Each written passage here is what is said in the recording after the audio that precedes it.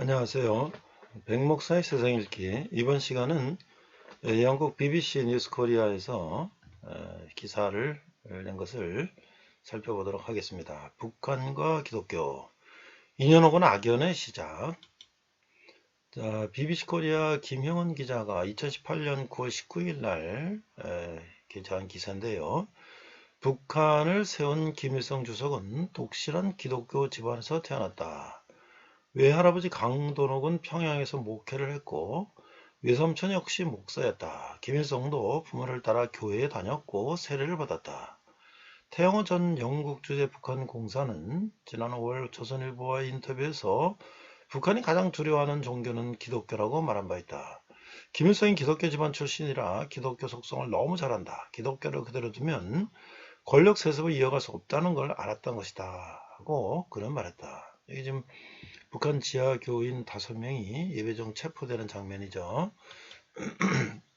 북한 당국은 북한의 종교의 자유가 있다고 하지만 탈북자들에 따르면 그렇지 않다.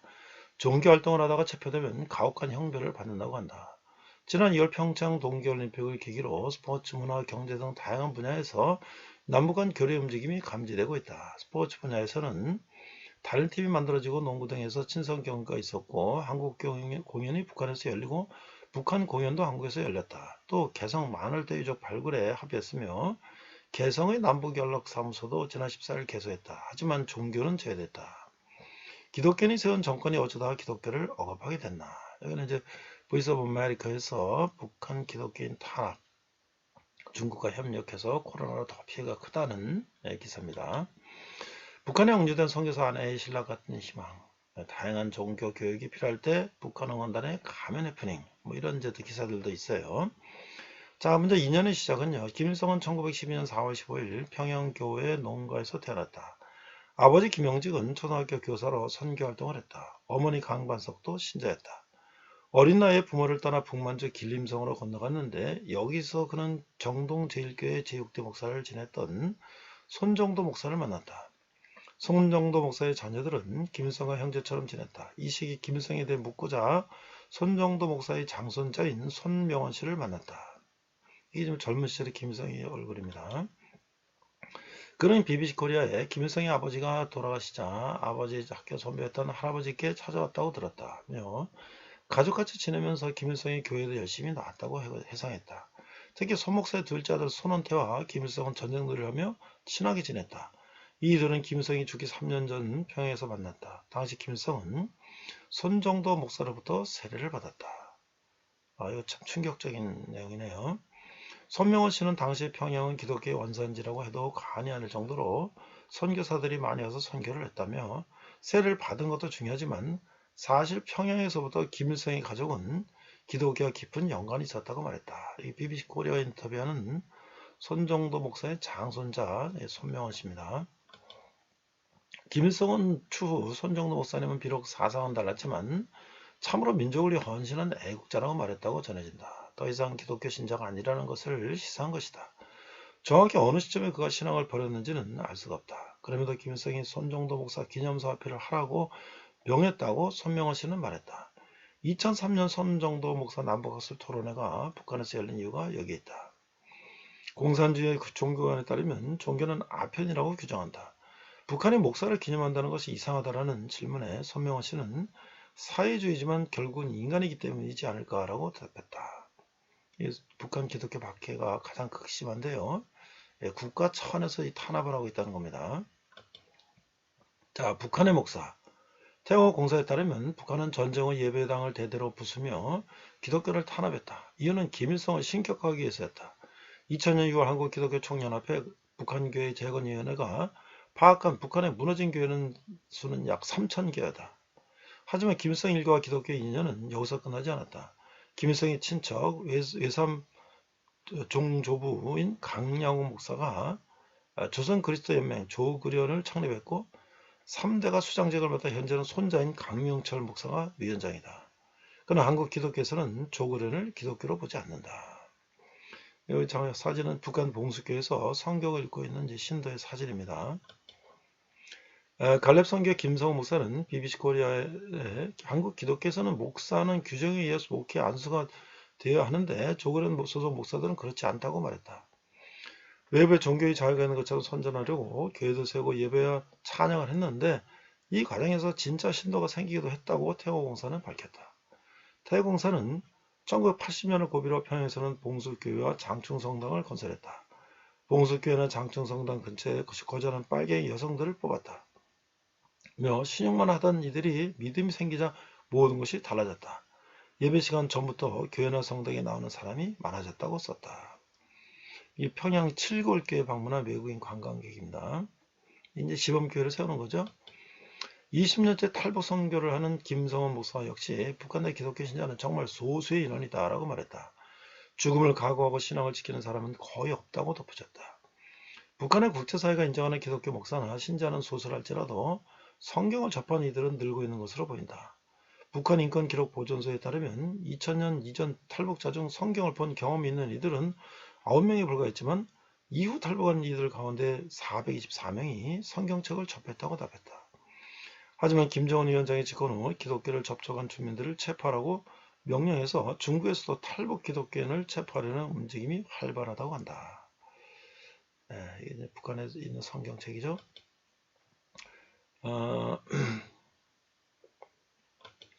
자, 탈북 사역입니다. 탈북자들의 대다수는 기독교 선교사의 도움을 받아 북한을 탈출한다. 일각에서는 탈북자의 90%가 도움을 받았다고 한다. 한국에 정착하는 과정에서도 교회의 도움을 받는 경우가 많다. 한국 내 탈북자 모임이 있는 대형 교회가 20여 곳이 있으며 탈북자를 중심으로 모인 교회도 10여 곳이 있다. 하지만 이 과정에서 딜레마도 있다고 북한 사역을 하는 한국 목사들은 지적한다. 탈북자 중 일부는 한국에서 신학교를 다니며 북한 주민 혹은 탈북자를 대상으로 선교 사역을 할 것을 다짐한다. 하지만 선교 사역이 고되고 많은 것을 희생하는 것을 간과하고 뛰어드는 경우도 있고 결국 포기하는 경우도 있다는 것이다. 김성호 목사는 일부 탈북자들은 탈북 과정에서 선교사로부터 물질적 도움을 받기 때문에 선교사는 돈이 많고 주는 사람이다 라고 생각하는 경우가 있다며 이로 인해 탈북자가 선교사역을 하려 할 때 말려기도 한다고 말했다. 저희가 데려온 사람이 저희를 제일 미워하게 되는 경우도 있다고 그는 말한다. 자, 교류가 있을 것이다. 반면 북한에 반긴 목사도 있다. 바로 미국의 빌리 그레이엄 목사다. 1992년 서양 목사로는 최초로 북한을 방문해 김일성 주석을 만났다. 그레이엄 목사의 아내인 루스 그레이엄이 미국 평양 외국인 학교에 다닌 인연으로 북한이 먼저 그레이엄 목사 부부를 초청한 것이다. 당시 그레이엄 목사는 성경책과 자신의 저서를 김주석에 선물했으며 2년 후 다시 평양을 찾았다. 자, 2년은 인도적 지원으로 이어졌는데 그레이엄 목사의 아들인 프랭클린 그레이엄 목사는 사마리아인의 지갑이라는 대북 지원 민간 단체를 만들었고 방북 당시 그레이엄 목사의 통역을 맡았던 드와이트 린튼 목사의 집안 역시 대북 지원 단체를 설립해 인도적 도움을 주고 있다. 종교적 교류가 지원으로 이루어질 수 있다는 점에서 일각에서는 남북 간 종교 교류도 조만간 활발히 이루어질 것으로 본다. 북한의 헌법에 종교의 자유가 있다고 한 것은 국제적 관계를 염두에 둔 것도 있지만 종교 교류를 원천적으로 차단하지 않겠다는 뜻이기도 하다는 의견도 있다. 아울러 일부 목사를 탄압하는 것은 입국한 허가 조건과 다른 활동을 해서 탄압한다는 점에서 중국과 크게 다르지 않다는 이호영 북한 대한대학원 교수는 밝혔다. 북한과 중국은 종교 비자를 발급하지 않고 있는데 사업 비자 같은 비자를 받고 탈북을 돕고 탈북자들에게 선교를 하는 것은 북한과 중국 입장에서는 불법적 행동으로 볼 수밖에 없다는 것이다. 이 교수는 BBC 코리아에 북한도 실리를 중시한다며 옛날에는 기독교를 반미와 연결지어 강조했지만 종교적 교류는 지원으로 이루어지는 경우가 많고 현실적 필요에 의해서 교류할 것으로 본다고 말했다. 이것은 이제 2018년 지난 정권 때 북한하고 상당히 우호적인 관계가 있을 때 기사인데요. 어쨌든 김일성이 어렸을 때 기독교 가정에서 태어났고 그런 기독교가 부흥되면 공산주의가 참 곤란하다는 그런 것을 속성을 알기 때문에 철저하게 기독교를 탄압하고 그러나 외국의 원조를 받기 위해서 형식적으로 그런 혁정 교회는 유지하고 있다는 그런 내용입니다. 이상병 목사의 세상이 있겠습니다. 네, 오늘은 베드로전서 첫 번째 시간으로서 신자의 구원, 그리고 부제로는 김일성 가족의 배교라는 주제로 말씀을 나누고자 합니다. Today is the first time of the Peter, 1 Peter. Today's title is Salvation of the Believer. The Bible's title is Apostasy of the Kim Il-sung Family. 자, 오늘의 본문은요, 베드로전서 2장 8절에서 10절인데요. 9절. 그러나 너희는 택하신 족속이요 왕같은 제사장들이요 거룩한 나라여 그의 소유가 된 백성이니 이는 너희를 어두운 데서 불러내어 그의 기이한 빛에 들어가게 하신 이의 아름다운 덕을 선포하게 하려 하심이라. 10절. 너희가 전에는 백성이 아니었더니 이제는 하나님의 백성이요 전에는 긍휼을 얻지 못하였더니 이제는 긍휼을 얻은 자니라. So 1 Peter chapter 2 verse 8 10 and a stone that causes men to stumble and rock that makes them fall, they stumble because they disobey the message, which is also what they were destined for. 9.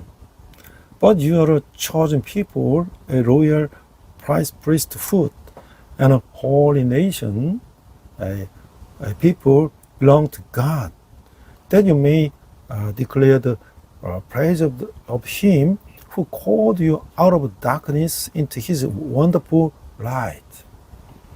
Verse 10, once you were not a people, but now you are the people of God.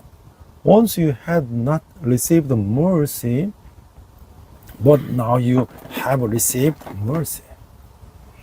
자, 오늘 앞에서 우리가 동영상으로요, 김일성은 기독교인이었다.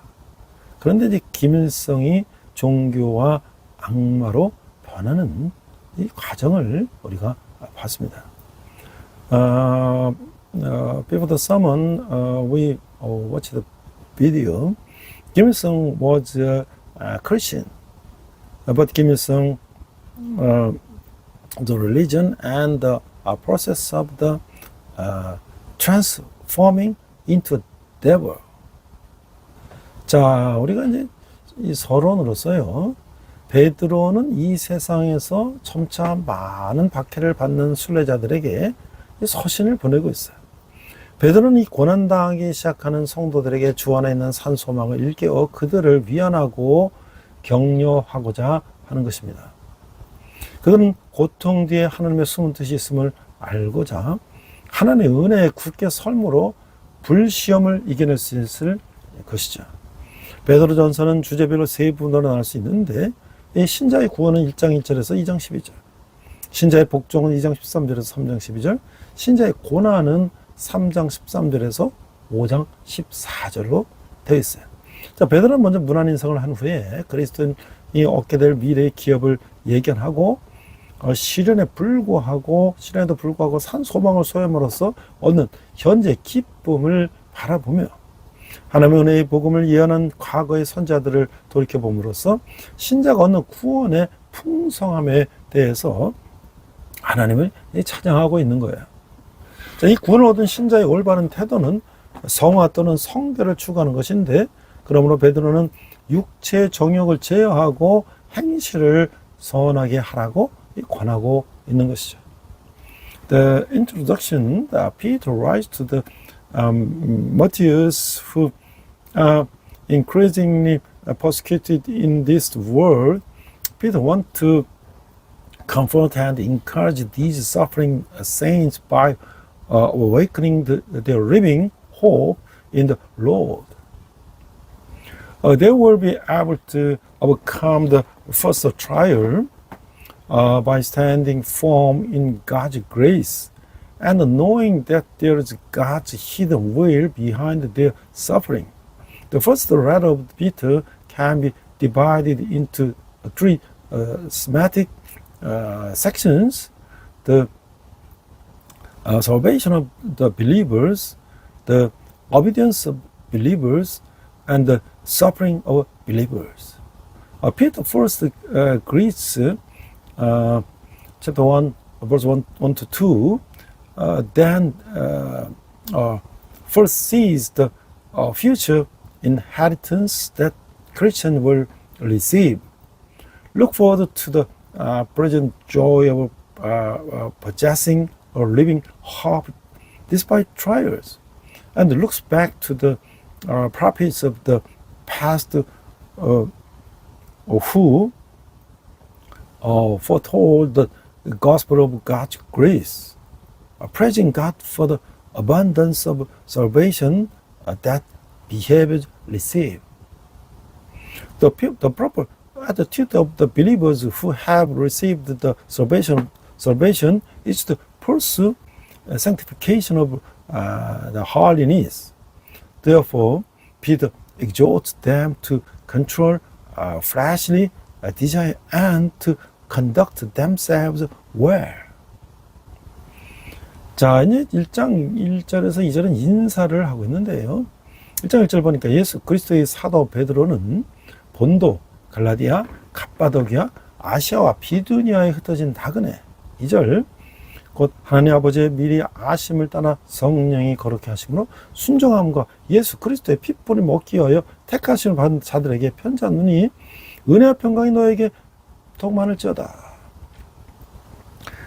챕터 1 1장 1절에서 2절은요, 하나님께서 선택받은 자들이 이 세상에서 나그네로 보이는 것은 놀라운 일이 아니다.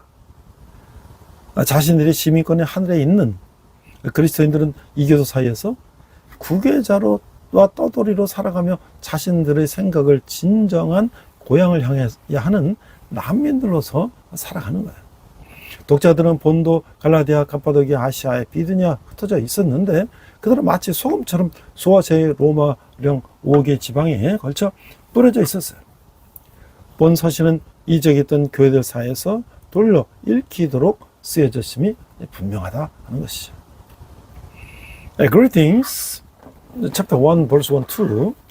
Verse 1, Peter, an apostle of Jesus Christ, to God elect strangers into the world, scattered throughout Pontus, Galatia, and Cappadocia, and Asia, and Bithynia. Verse 2, who have been chosen according to the foreknowledge of God the Father through the sanctifying work of the Spirit, for obedience to Jesus Christ and sprinkling by His blood.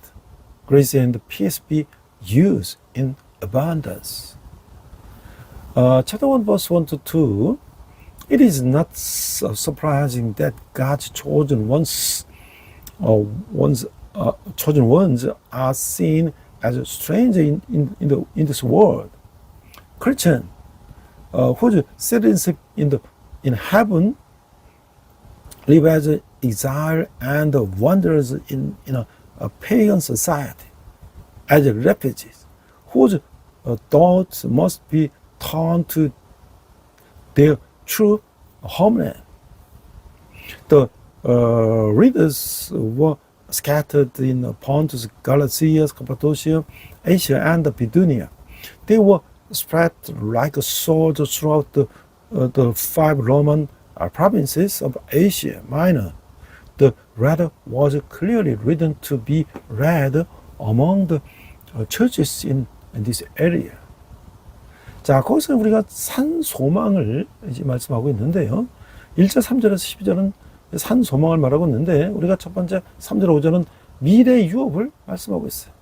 3절, 우리 주 예수 그리스도의 아버지 하나님을 찬송하리로다. 그의 많으신 긍휼대로 예수 그리스도를 죽은 자 가운데서 부활하게 하심으로 말미암아 우리를 거듭나게 하사 산 소망 있게 하시며. 그 3절은 우리를 거듭나게 하사 산 소망 있게 하신다. 그 산 소망은 뭐냐?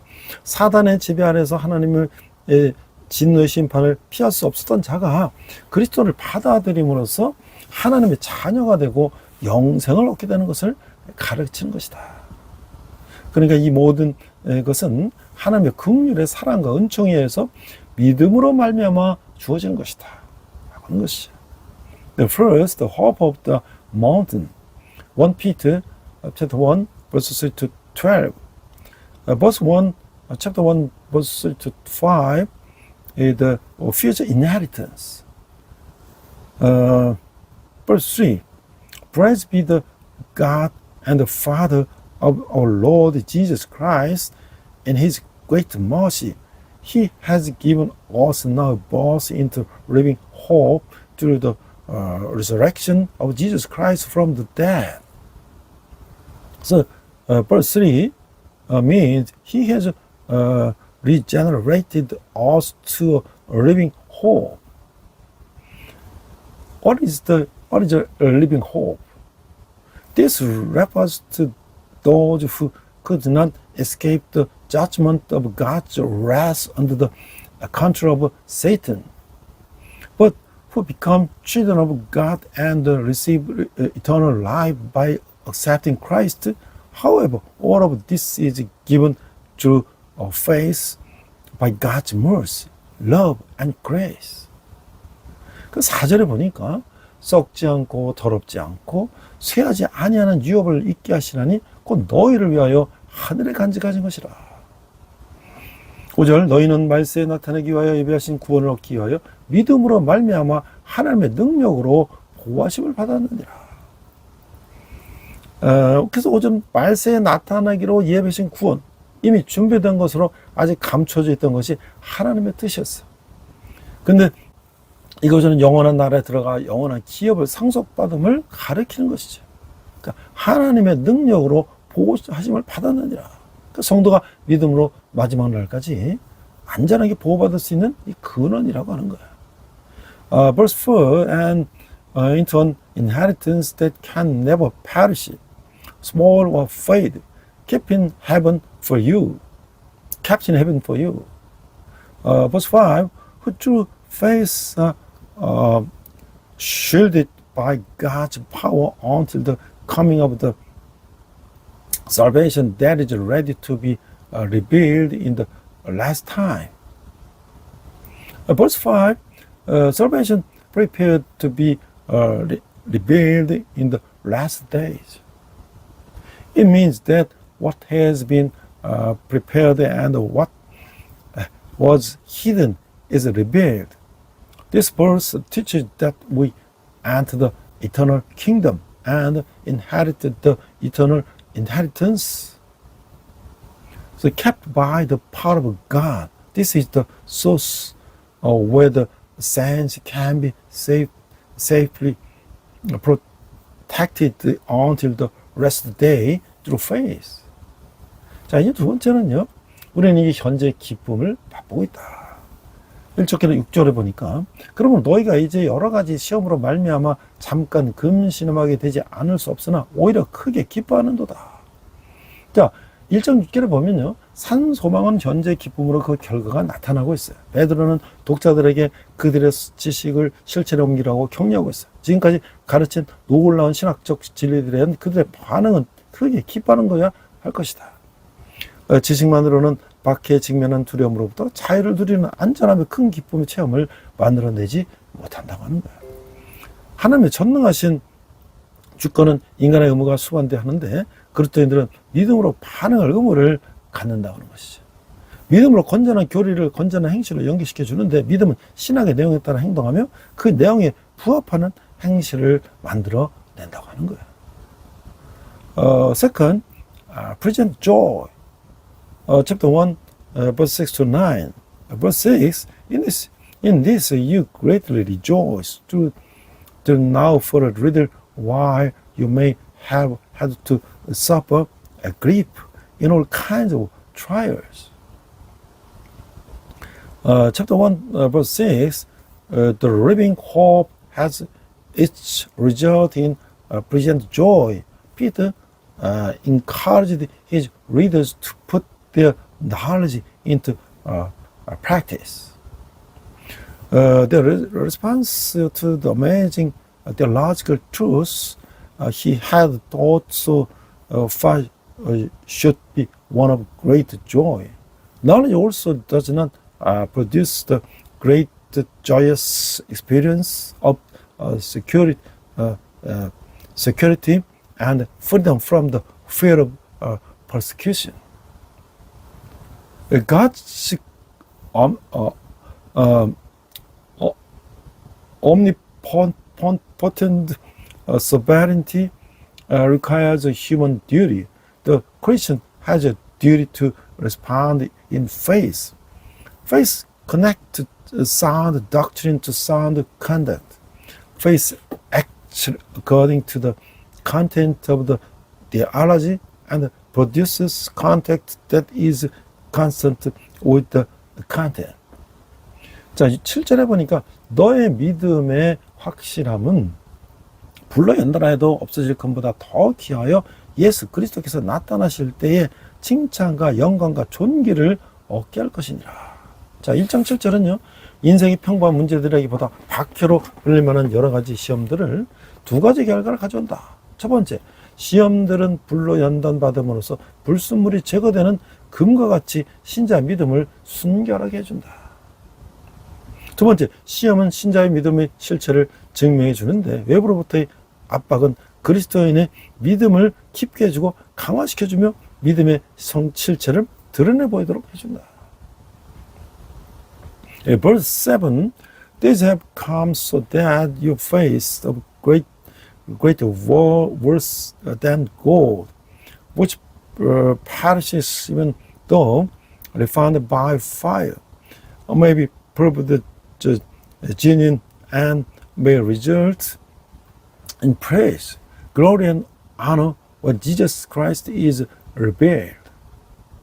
Verse 1, chapter 1, verse 7, rather than the ordinary problem of life, barriers or trials that can be called persecution, bring about two results. One, trials purify the believers of faith like gold that is purified by fire. Second, trials prove the reality of the believer's faith. Pressure from outside depends and strengthens the Christian's faith and allow the reality of the faith to be revealed. 자, 그래서 이제 두 번째 보니까 모든 행실에 거룩한 자가 되라. 1장 13절에 21절인데요. 자, 여기 이제 1장 13절 16절은 이제 준비를 해야 된다. 자, 13절. 그러면 너희 마음의 허리를 동이고 근신하며 예수 그리스도께서 나타나실 때 너에게 가져다 주실 은혜를 온전히 바랄지어다. 14절. 너희가 순종하는 자식처럼 전에 알지 못할 때에 따르는 너희 사역을 본받지 말고 오직 너희를 부르신 거룩한 이처럼 너희도 모든 행실에 거룩한 자가 되라. 16절. 기록됐을 때 내가 거룩하니 너희도 거룩할지어다 하셨느니라. 1장 13절에 16절은요. 베드로는 여기 5가지 명백한 훈계를 하고 있는데요. 첫 번째는 너의 마음의 허리를 동이고, 두 번째 근신하며, 세 번째 은혜를 바랄지어다, 네 번째 사역을 본받지 말고, 다섯 번째 거룩한 자가 되라. 1장 15, 16절은 법적 요구사항을 언급하고 있는 것이 아니라 그리스도인의 내적 삶과 외적 행실에 있어서 갖춰야 할 그리스도인의 책임을 되새겨 주고 있는 것이죠. 비록 완벽한 거룩함이란 이 생에서 결코 성취할 수 없는 것이지만 모든 삶의 영역이 하나님의 완전하고 거룩하신 뜻에 온전히 일치되어 가는 과정 속에 들어 있어야 한다는 거예요. The second, be holy in all your conduct. 1 Peter chapter 1 verse 13 to 21. The chapter 1 verses 13 to 16, preparation.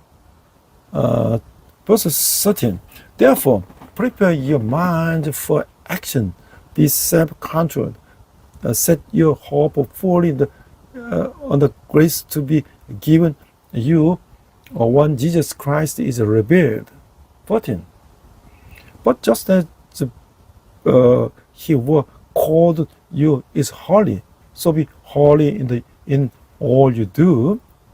16, for it is written, be holy, because I am holy. Chapter 1, verse 13 to 16, Peter now presents 5 clear exhortations. First, the God of the loins of your mind. Second, be sober-minded. Third, hope for grace. First, do not follow selfish desire. And the fifth, be holy. Verses 15 to 16 of chapter 1 are not mentioning a legal requirement, but are reminding us of the Christian's responsibility to fulfill both inward and outward life. Although perfect holiness can never be achieved in this life, every area of the must be in the process of becoming fully aligned with God's perfect and holy will. 자, 그래서 이제 두 번째는 우리 대가를 치르는 거예요. 1장 17절 21절인데 구원을 위한 엄청난 대가인 사랑하시는 아들의 고귀한 피는 신자들에게 하나님 앞에서 경외하는 삶을 살도록 요구하는 것이죠. 거룩한 삶은 그와 같이 엄청난 대가를 지불할 것을 경솔히 여기지 않는 하나님을 두려워하는 믿음에 의한 동기가 부여된다고 하는 거예요. Second, a price. The precious blood of the beloved Son, which is the greater price paid for salvation, demands that believers live a life of reverence before God. A holy life is motivated by God's training, God's fearing of faith that does not take rightly the price paid. 자, 17절에 보니까 외모로 보시지 않고 각 사람의 행위대로 심판하신 이를 너희가 아버지라 부른즉 너희가 나그네로 있을 때를 두려움으로 지내라. 18절 너희가 알거냐 너희 초상이 물려준 헛된 행실에서 대속함을 받은 것은 은이나 금같이 없어질 것으로 된 것이 아니오. 자, 1절 17절에 19절은요. 순종하는 자녀는 외모로 보시지 않는 그분의 거룩한 본성과 공정한 성품을 아는 것이죠. 하나님을 아버지로 부르는 그들의 특권은 경건한 두려움으로 하나님께 순종하도록 이끄는 거예요. 따라서 그들은 하나님의 절대적인 기준에 따라 세상에 변하는 상황 윤리에 대해서는 나그네로서 살아가야 한다는 거예요. 두려움은 올바른 양심의 요구에 대한 경각심과 하나님을 기쁘게 하지 못할 일들을 피하는 자세로 증명되는 거예요. 순종하는 지식은 그들의 조상이 물려준 헛된 행실에 대해 나그네가 되어야 한다. 왜냐하면 그들은 보배로운 그리스도의 피로 대속함을 받았기 때문이다. Verse 17, since you call on Father who judges each man's work impartially, live your lives as strangers here in reverent fear. 18, for you know that it was not with perishable things such as silver or gold that you were redeemed from the empty way of life handed down to you from your forefathers. Chapter 1, verse 17 to 19. Obedient children know his holy nature and his just character, which are not based on appearance.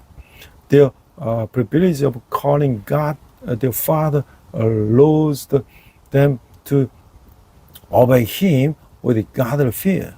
Therefore, they must live as strangers in the changing situational ethics of the world, according to God's absolute standard.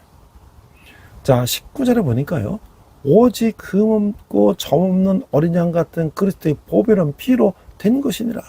그래서 이거는 오직 금 없고 점 없는 어린 양 같은 그리스도의 보배로 된 것인데, 하나님은 인간을 구원하기 위해서 그리스도의 보배로운 피라는 엄청난 대가를 치렀음을 우리는 상기해야 되는 것이죠. 그리고 성도의 행실이 거룩해질 것을 촉구하고 있어요.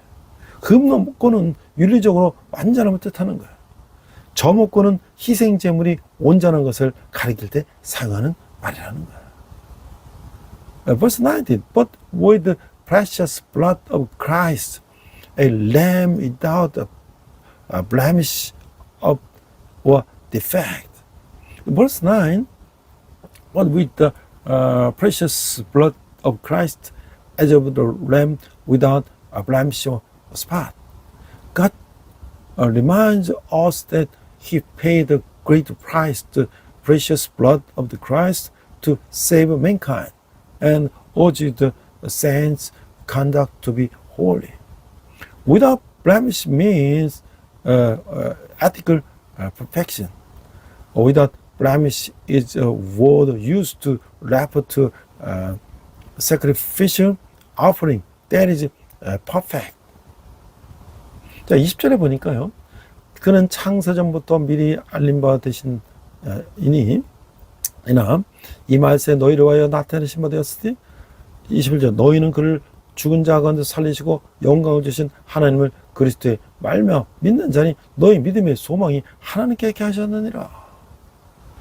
그러니까 20장 21절에는 20절 21절은요 그리스도 구속사역 위대성을 말하고 있는데 창세전부터 이 말은 구속사역의 역시 이전에 예비되었음을 나타내고 있는 거예요. 앞서 말씀 여기서는 이제 히브리서 1절 이전과 같이 그리스도의 초림위부터 재림위까지의 기간을 말하는 거예요. 하나님이 말세에 그리스도를 나타내셨다는 사실은 그리스도의 죽음과 부활 사건이 역사의 완성임을 암시해 주는 거예요. 그러면 이런 사실은 고통당하는 성도들에게 소망을 주는 것이죠. Verse 20, He was chosen before the creation of the world, but was revealed in these last times for your sake. Verse 21, through Him you believe in God, who raised Him from the dead and glorified Him, and so your faith and hope are in God. Verse 20 to 21, speak of the greatness of Christ's redemptive work. Before creation of the world, this segment shows that the redemptive work was prepared before history. The last days here, as is Hebrew chapter 1 verse 2, it refers to the period from the first coming of Christ to the second coming. The fact that God revealed Christ in the last days implies that the death and the resurrection of Christ is the completion of history. This fact gives hope to suffering saints. 자, 이제 앞에서 우리가 영상을 봤는데요. 김일성 가족의 배교예요. 사실 김일성의 아버지 김영직은 서양 선교사가 세운 숭실학교에서 또는 그 이전에 기독교인이 되었는데 그 어머니는 선교사가 지어준 강반석, 피반석이라는 게 피터라는 이름이잖아요. 베드로. 이름을 가지게 됐어요. 그래서 그런 아버지 어머니는 영향하에서 자란 김일성이 그래서 봤을 때는 반석교에서 예수님이 역할도 했다고 하는 거예요. 그런 저가 20세기 인류 역사의 가장 잔인한 적그리스도의 화신이 됐다. 그래서 공산주의는 영혼을 부정하는 유물주의 사상에 근거하였고 그것은 본질적으로 무신론이죠. 또 공산주의자들은 종교특위 기독교를 공산혁명의 가장 큰 장애물로 보며 종교를 말살하기도 하려고 하고 있는 것이죠. Apostasy of the Kim Il-sung family, Kim Il-sung and Christianity. Kim Il-sung, the father, Kim Hyung-ji, must have become Christians and the Sungsil school, which was first established by Western missionaries, or before Kim Il-sung's mother was given the name Kang Pan-seok by the missionary. It is said that Kim Il-sung, who grew up under the influence of these father and mother also played the role of Jesus in Bansuk Church during Christmas. Such a the person become the most Christian incarnation of the anti-Christ in the history of the mankind in the 20th century. Communism and the Christianity. Communism is based on the materialistic ideology that demands the soul, denies the soul, and is essentially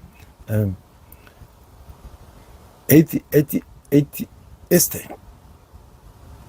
In addition, communists view the religion, especially Christianity, as the greatest obstacle to the communist revolution and attempt to eradicate religion. 그래서 마르크스는 종교는 인민을 노예로 만드는 아편이라고 말했어요. 레닌은 현대적인 특히 기독교는 노동계급에 대한 억압의 그 뿌리를 두고 있다고 하고 전제하고 난 뒤에 교회는 노동자, 농민, 무산대중의 원수이기 때문에 교회부터 파괴된다라고 말한 것이죠. 무엇보다 대형기업부터 파괴된다고 주장했어요. 소련의 공산당 서기장이었던 후르시초프는 서기장이 된 다음 3년 안에 크리스찬들을 다 없앤 후 마지막 한 사람 남은 것을 천국 TV에 보여준 후 처치하여 크리스찬들의 씨를 말려버리겠다고 말했다는 거예요. 세계 한인선교사회 러시아 지역 회장 박경서 선생은 다같이 썼는데 썼는데 러시아는 공산주의를 하면서 인민의 반동 세력고 이게 두 가지를 내세웠다는 거예요. Marx said religion is the opium that enslaves the people, and Lenin states a modern religion, especially the Christianity, has its root in the oppression of the working class, and then said the church must be destroyed first because it is the enemy of the workers, peasants, and the proletariat. He said that the large church must be destroyed first. Khrushchev, who was the Secretary General of the Communist Party of the Soviet Union, said after becoming a Secretary General, I will eliminate all Christians within 3 years, or show the rest of one remaining on national TV, and then kill him to wipe out the seeds of Christians. Mr. Bakhyong-so, the Russian original president of the World Korean Missionary Society, wrote the following: Russia, while practicing communism, but for the two things as reactionary forces of the people. 첫째는 뭐냐면 가진 자인데 물질로부터 인간을 자유롭게 하기 위해서 가진 자로부터 물질을 빼앗아서 없는 자에게 나눠주자는 거예요. 둘째는 종교인인데 종교는 다 말살시켜야 한다는 것이고, 그 공산주의자들은 모든 교회를 다 파괴시키고 기독교인들은 시베리아로 끌어갔고, 그보다 더 무서운 동북쪽 마가단 하바rovsk에서 북쪽으로 1000km로 보내졌어요. 죽게 했어요. 1910년부터 60년대까지 일어난 일인데, 그들은 하나를 믿는 사람들 적으로 간주하고 죽여도 가장 잔인하게 죽이라고 명령했던 거죠. 겨울에 얼어붙은 모스크바 강가에 구멍을 파고 빨가벗겨서 산채로 마구 밟아 집어넣었어요. 여름에는 배 스크루에 사람들을 묶어서 찢어 죽였어요. The first is perhaps the justification was to take material from the haves and give it to the have-nots in order to free people from materialism. And the second is the religious. All religious people should be exterminated. The communists destroyed all churches and dragged Christians to Siberia.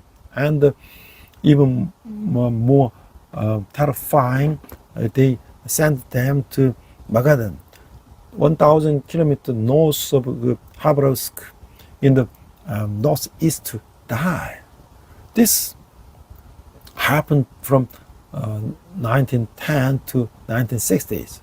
They regarded the believers in God as enemies and ordered them to be killed in the most brutal way possible. In the winter, they dug holes in frozen Moscow River, stripped them naked, and threw them in while trampling them alive. In the summer, they tied people to ship screw and tore them to death. 자, 이게 이런 식으로 잔인하게 공산주의자들은 우리 크리스찬들을 이제 죽였다고 하는 거죠. 그래서 북한에 보면 북한의 조선말 백과사전은 선교사가 미 제국주의자들의 침략의 길잡이자 하수인으로 표현되어 있어요. 더히 북한은 수많은 기독교인들을 핍박하였고 지금도 그래. 북한의 정치범 수용소에는 수많은 기독교인들이 포함되어 있는 거예요. 그리고 하루 12시간씩 중노동과 살아남기 어려운 정도의 음식 공급과 전염병, 고문, 구타, 짐승 같은 취급을 받고 있어요.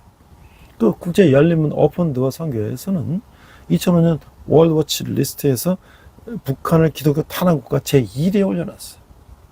그 단체는 수많은 기독교인이 현재 북한의 수용소에서 고통당하고 있으며 2004년에 최소 20명의 기독교인이 총살을 당하나 구타로 사망했다고 주장하고 있어요. In North Korea, Korean Encyclopedia, missionaries are described as guides and agents of the invasion of American imperialists. Furthermore, North Korea has persecuted and continues to persecute numerous Christians. Countless Christians are included in North Korea political prison camps, where they are treated like animals with hard labor of more than 112 hours a day, and food supplies that are difficult to survive on, contagious disease, torture, beating, etc. The International Open Door Missionary Organization ranked North Korea as the #1 country in the world for persecution of Christians on its 2005 World Watch List. The group claimed that countless Christians are currently suffering in North Korea prison camps, and at least 20 Christians were shot or beaten to death in 2004 alone. 자, 우리가 이제 신자의 구원에서 이제 실천을 우리가 한번 생각해 보는데요. 이 베드로는 거룩한 이 삶에 대한 권면에 있어서 새로운 이 비유를 사용하고 있는데, 독자들은 스스로를 성결케 했기 때문에 거룩함의 실천이나 사역에 준비된 자들이었다는 거예요. 그들은 더 이상 갓난아기들 아니며 왕 같은 제사장으로서 영적 제사를 드릴 수 있는 만큼 자라났다고 하는 거예요. Third practice, chapter 2, verse 4 to 10, Peter now uses a new metaphor in his exhortation to holy living. His readers were those who had sanctified themselves and were prepared for the practice of ministry of the holiness. They were no longer infants, but had grown up to be royal priests, capable of offering spiritual sacrifices. 4절에 보니까 사람에게는 버림받아 되었으나 하나님께는 택하심을 입은 보배로운 산돌이신 예수께 나아가라. 2장 4절은 예수께 나아가는 이 구원받기 위해서 그리스도에게 나오는 죄인의 첫 반응을 나타내는 것이 아니라, 나아가다는 분서의 시작 태는 이것이 인격적이며 습관적인 것을 의미하는 거예요. 이는 산자들과 주님 사이에 이루어지는 교통과 교제의 밀접한 관계를 의미하는 거예요. 거룩함을 실천하는 첫 번째 단계는 산돌이신 예수님과의 교제입니다. 사람들은 이 산돌과 인격적이며 필수풀과 같은 관계에 들어가게 되는 거죠. 그리스도는 사람에게는 버림받았으나 하나님께는 택하심을 입고 보호받게 되셨다. 세상에서 버림받은 그리스도인들은 그들 자신을 이 하나님께 선택받은 자들이요 고고한 사람들이라는 것을 그 지식에 붙들고 낙심지 말아야 한다는 거예요.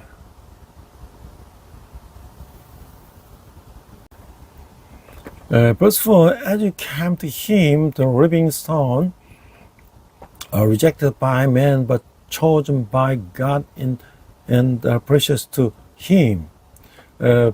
Chapter 2, verse 4, coming to Jesus does not represent the initial response of a sinner to come to Christ for salvation.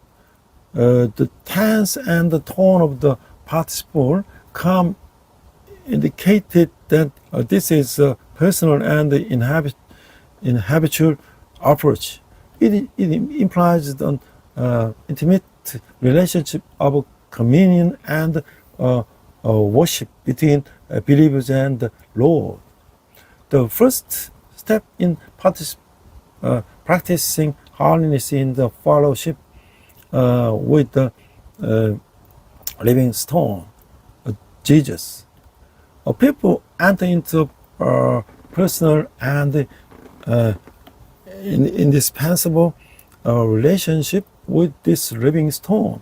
Christ was rejected indeed by man, but chosen by God and precious. Christians who are rejected by the world should not lose heart in the knowledge that they themselves are God's chosen ones and noble ones. 자, 5절에 보니까 너희도 산돌같이 신령한 집으로 세워지고 예수 그리스도로 말미암아 하나님의 기쁘게 받으실 신령한 제사를 드릴 거룩한 제사장이 될지니라. 그 2장 5절은 산자들은 그리스도와 동일시되고 있는 거예요. 왜냐하면 그리스도가 산돌이신 것처럼 그들도 산돌 같기 때문에, 또한 그들이 그리스도를 더욱 닮아갈 때, 즉 주님의 형상에 더 가까워갈 때 그들은 신령한 집으로 세워지는 것이죠.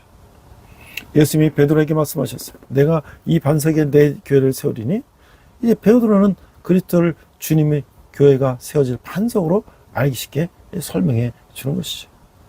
Verse 5, you also like living stones are being built into a spiritual house to be a holy priesthood, offering spiritual sacrifices acceptable to God through Jesus Christ. Chapter 2, verse 5, believers are identified with Christ, but they are like living stones, just as Christ is a living stone. And as they become more like Christ, that is, as they come closer to the image of the Lord, they are built into a spiritual house. Jesus said to Peter, "Oh, this rock I will build my church." Now, Peter makes it easy to understand that Christ is the rock on which the Lord's church is built. 바울은 교회를 성전 혹은 처소라고 불렀어요. 신자들은 교회를 구성할 뿐 아니라 그 가운데서 거룩한 제사장으로 일하고 신령한 제사를 드림으로써 봉사한다는 거죠. 신자들은 모두 제사장이에요. 그래서 그들은 하나님께로 직접 나아가기 위해서 예수 그리스도 이외에 어떤 다른 중재자도 필요하지 않는 거예요. 그같이 제사장적 봉사는 거룩함을 요구하는 것이죠. 하나님께 돌리는 찬송과 다른 사람들에 대한 선행은 하나님을 기쁘게 드리는 영적 제사라고 하는 거예요. 하지만 산돌은 또한 자기 자신을 예수 그리스도로 말미암아 하나님이 기쁘게 받으실 산 제물로 드려야 한다는 거죠. Paul called the church's temple or a dwelling of brass. Believers not only constitute the church, but also serve as a holy priest within it, offering spiritual sacrifices. All believers are priests. they need to add mediate that Jesus Christ approached God directly. Such priestly service requires holiness, praise to God, and good work to others are spiritual sacrifices that praise God. But the living stones must also offer themselves as a living sacrifice acceptable to God through Jesus Christ. 6절에 보니까 성경의 기록되었을 때 보라 내가 택한 보배로운 모퉁이 돌을 시온에 두노니 그를 믿는 자는 부끄러움을 당하지 아니하리라 하였으니. 2장 6절에서 8절에 보면 베드로는 세 구절을 인용하는데 이 돌에 대한 구약 성경의 지지를 열거해 나가는데 그 첫 번째 자료는 이사야 28장 16절로서 여기서 그리스도는 하나님이 택한 보배로운 모퉁이 돌이다. 그 모퉁이 돌은 그 힘과 안정성 면에서 건물의 나머지 부분들을 의지하는 이 가시적인 버팀대죠. 이 건물이 모퉁이 돌에 의지하는 건물의 이 모퉁이 돌에 의지하던 신자들은 그리스도를 신뢰하는 거예요. 그를 믿는 자는 부끄럼 당하지 아니하고, 그리고 베드로는 그리스도를 신뢰하는 자들에게 보장된 궁극적 승리에 대한 분명한 성경의 약속을 각인시켜 줌으로써 그 독자들을 격려하고 있는 거예요. Verse 6, for it in scripture it says, see, I lay a stone in the Zion, a chosen and precious cornerstone, and one who trusts in him will never be put to shame. Chapter verse 6, in verses 6 to 8, Peter proceeds to list all the Testament support for this psalm by quoting three passages. His first source is Isaiah 28:16, where Christ is called the precious cornerstone chosen by God. The cornerstone is the visible support upon which the rest of the building rests for strength and stability. As a building rests on its cornerstone, believers trust in Christ. He who believes in him will never be put to shame. So Peter encourages his readers by confirming the clear scriptural promises of ultimate victory for those who trust in Christ.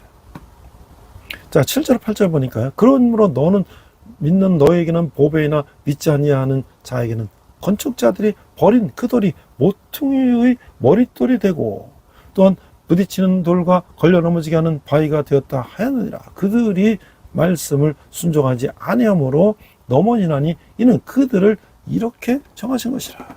자, 2장 7절 8절은요. 이 두 절은 믿는 자들과 믿지 않는 자들을 날카롭게 대조시켜 주는데 믿는 자들에게는 그리스도가 지극히 가치 있는 보배로운 분이 되는 거예요.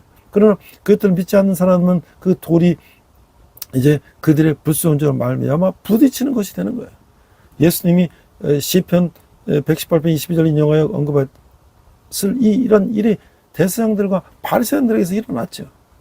베드로의 세 번째 인용 구절은 이사야 8장 14절인데 그것은 예수 그리스도를 믿지 아니하는 것은 치명적이며 하나님의 말씀을 순종하지 아니하는 것과 관련되어 있는데 그것들을 구절에 영접하지 않는 자들은 언젠가 그를 심판자로 만나게 될 것이라는 거죠. 죄 때문에 불순종한 모든 불신자들은 부딪히도록 정하신 것이고 그 부딪힘은 영원한 정죄로 이어질 것이다 라고 하는 거예요. Verse 7, now to you believe this stone is precious, but to those who do not believe, the stone the builder rejected has become the capstone. 8, and a stone that causes men to stumble, and a rock that makes them fall. They stumble because they disobeyed the message, which is also what they were destined for. Chapter 2, verse 7 to 8, these two verses sharply contrast believers with unbelievers. To those who believe, Christ is a precious treasure of the utmost value. But to those who do not believe in Christ, the stone become a stumbling block because of their disobedience. This is what Jesus was referring to when he quoted Psalm 118:22, and happened to the chief priests and the Pharisees. The Peter's third question quotation is from Isaiah 8:14, that believing in Jesus Christ is fatal and involves not obeying the word of God. Those who do not receive Christ as their Savior will one day men meet him as their judge.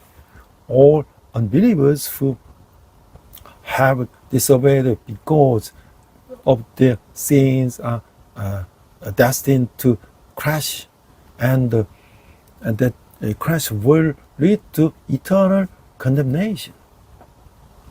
자, 9절에 보니까 그러나 너희는 택하신 족속이요 왕같은 제사장들이요 거룩한 나라요 그의 소유가 된 백성이니 이는 너희를 어두운 데서 불러내어 그의 기이한 빛에 들어가게 하신 이의 아름다운 덕을 선포하게 하라 하심이라. 너희가 전에는 백성이 아니되요 이제는 하나님의 백성이요 전에는 국류를 얻지 못했더니 이제는 국류를 얻은 자로다. 이게 오늘 본문이잖아요.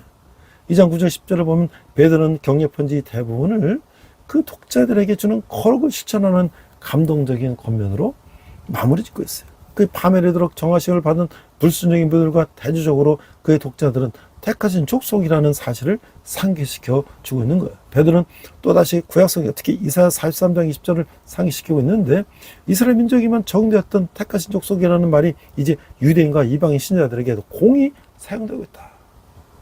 한때는 이스라엘 민족이만 위임됐던 책임이 이제는 은혜의 시대에 들어와서는 교회에게 주어지게 되었어요. 시내산에서 하나님은 모세에게 다음 사실을 그 백성들에게 말하도록 명해졌다고 하는 거죠. This verse is today's text. But you are chosen people, a royal priesthood, a holy nation, a people belonging to God, that you may declare the praises of Him who called you out of darkness into a wonderful light. Verse 10, once you were not a people, but now you are the people of God. Once you had not received mercy, but now you have received mercy. Chapter 2, verse 9 to 10, Peter concludes this section of his letter of encouragement with a moving exhortation of his readers to practice holiness. He reminds them that they are a chosen people in contrast to the disobedient multitudes who are doomed to destruction. Peter again reminds us of Old Testaments, especially Isaiah 43:20. The term chosen people, which was once applied only to the nations of Israel, is now used to both Jewish and Gentile believers. The responsibility that was once assigned to the nation of Israel has now been given to the Church of the Age of Grace.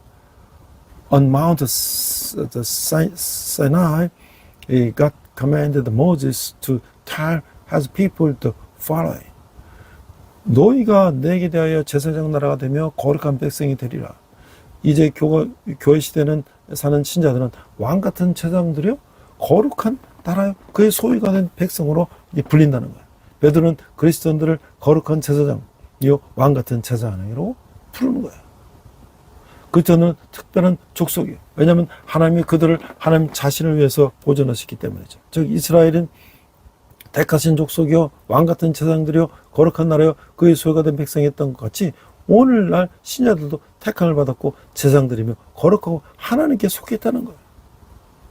하나님이 자신을 위해서 신자들을 택하신 목적은 그들이 다른 사람들 앞에서 그의 아름다운 덕을 선포하게 하려 하는 것이죠. 신자 즉 제사장들은 그들의 삶 가운데서 자신이 하늘 아버지의 성품들이 분명히 나타나도록 살아가며 하는 것이죠. 그들은 자신들을 어디서 불러요 그의 기이한 빛에 들어가게 하신 하나님을 영광과 은혜에 대한 증거자로서 봉사해야 되는 거예요. And you shall be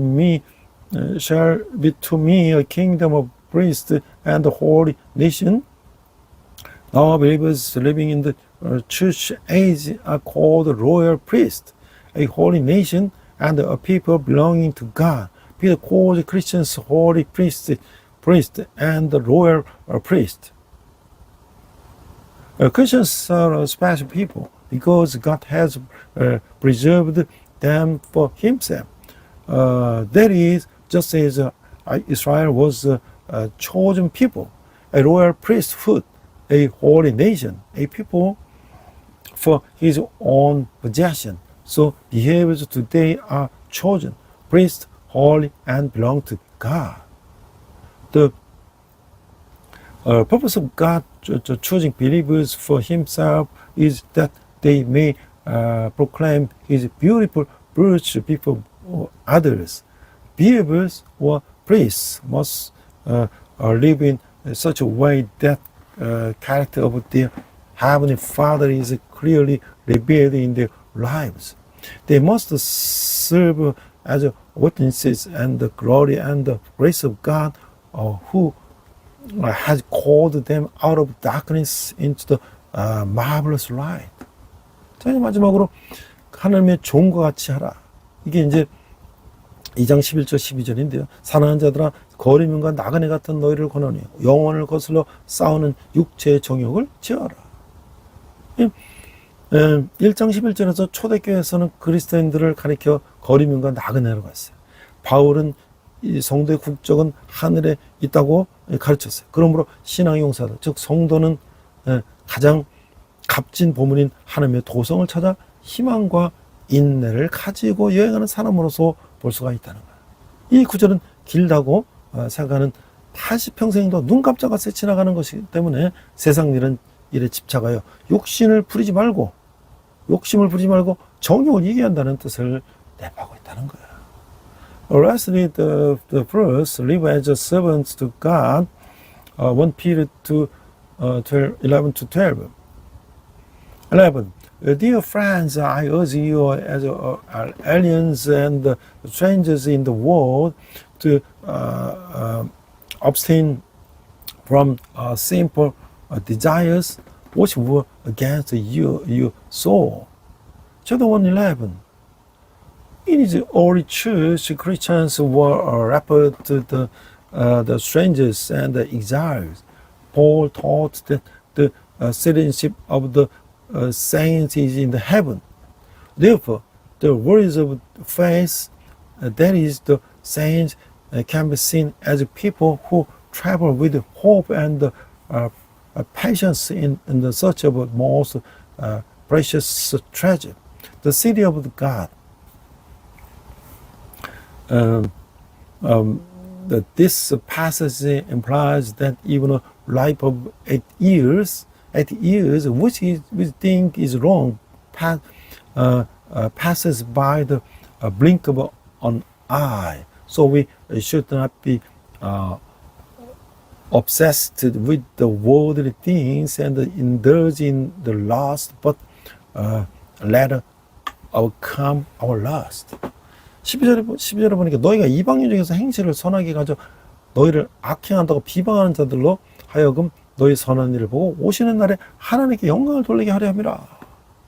12절에 선한 일은 비방하는 이방인들이 하나님의 영광을 돌리도록 성도는 선한 행위로 모범을 보여야 된다. 성도의 선한 행위가 곧 하나님께 영광이 되기 때문인 것이죠. Verse 12.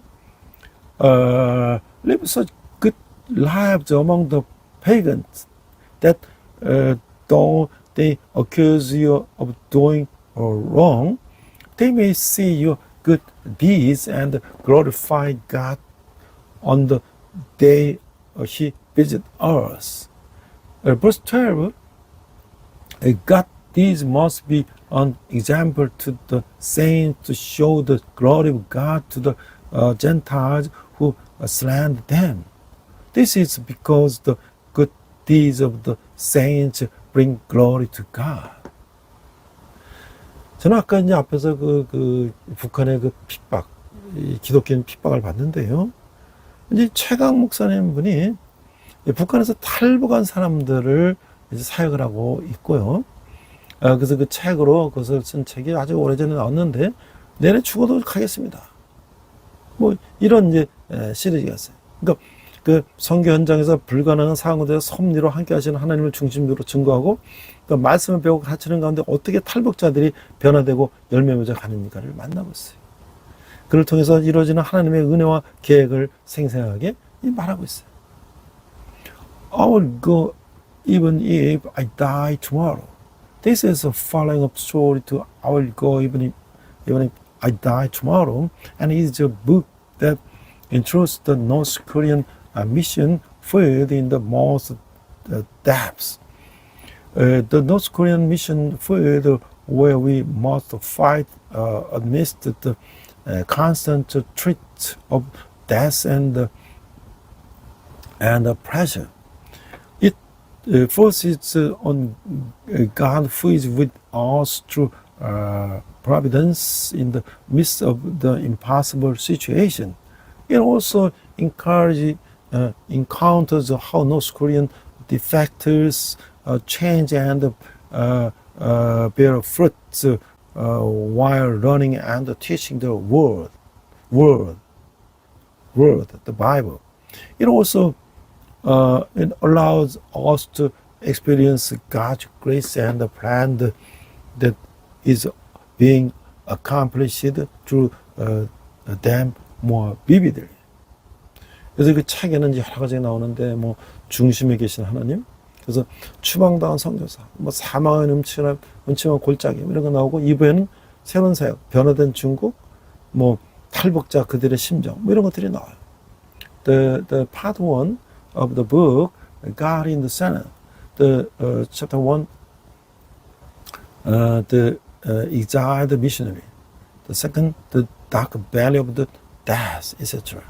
Part 2, new mission ministry, 8, China transit, and 9, starting a sister ministry, and 10, the security factors, their hearts, etc. 그래서 주님 안에서 이 겪는 고통에는 이런 신비한 면이 있다는 것, 고통마저도 즐거움으로 만드는 이 설명할 수 없는 힘 때문에 고통이 우리에게 축복이 된다는 것. 이 기쁨을 잘하고 고통을 피하거나 외면하지 않고 그 담담히 감내면서 나갈 때 그분을 느끼고 경험한 것을 쓰고 있다는 거예요. There is this mysterious aspect of suffering in the Lord because of this inexplicable power that turns on even suffering into joy. Suffering becomes a blessing to us. This is joy grows when we do not avoid or turn away from suffering, but simply endure it calmly and move forward. We realize the truth as much as we faith and experiences Him. 그래서 이제 최강 목사님이 이제 그런 아주 실질적인 북한 선교를 하고 있다는 거죠. 그래서 가장 실제적으로 확실한 북한 선교는 무엇이냐? 북한 사람 한 사람이 변화하는 것인데 죽음과 억압의 땅 그걸부터 추방당한 선교사의 이 발걸음을 다시 이끈 것은 죽음보다 뜨거운 소명과 탈북자를 향한 하나님의 사랑이라는 거예요. 하나님은 북한의 복음화를 위해서 일꾼을 준비하셨다는 것이죠. 절대 변하지 않을 듯이 거칠고 부정적이던 탈북자들은 그들이 하나님의 말씀으로 변하기 시작했어요. 그들을 향한 하나님의 사랑과 동행하심이 기적과 같은 순간들을 담았는데 이것이 바로 북한 선교의 필독서인 내래 죽어도 좋습니다. 그 외에 여러 가지 시리즈가 이제 나왔죠. Also is the 최광, Pastor 최광, the introduction graduated from the most realistic and the southern North Korean mission is the change of the one North Korean person, the missionary who was banished to the land of death and the oppression was led again, calling hotter than the death and God's love for defectors. God prepared the workers for the evangelization of North Korea. North Korea defectors who were locked and negative and the same like they would never change began to change through God's word, Bible. It contains the miraculous moments of God's love and companionship toward them. After the most read book of North Korean missionaries, I'm okay with dying tomorrow. We meet the surprising and touching fruits and duly planned roots.